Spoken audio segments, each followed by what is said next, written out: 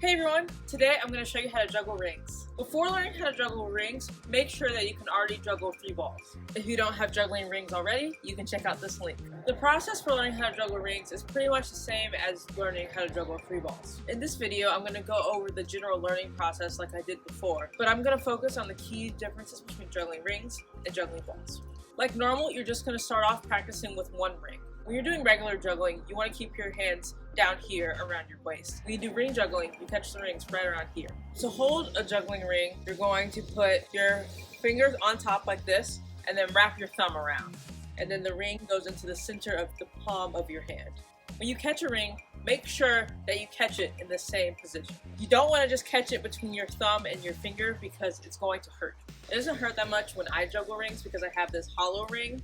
The flat rings are more likely to hurt your hand. The other important thing with ring juggling is that the ring is always going to have the tendency to go far in front of you. You have to use your wrists to make sure that it comes back to you. When you juggle with balls or with clubs, the movement is more in your arm and your bicep. With ring juggling, you need to make sure that your wrist stays involved. Practice just throwing 1 ring from one hand to the other.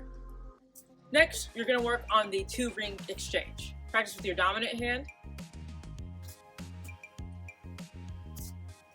and practice with your non-dominant hand. Then practice alternating sides.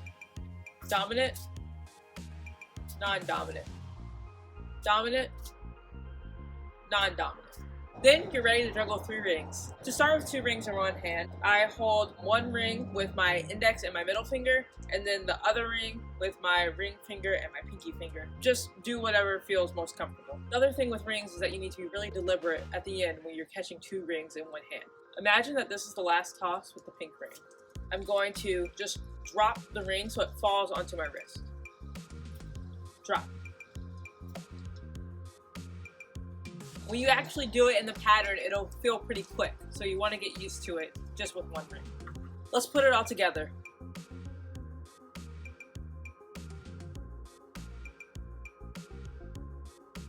Next week, I'll show you how to juggle Mills Mess, which is one of my favorite tricks that you can do with juggling balls. Thanks for watching this video. If you want to see more videos like this, hit subscribe.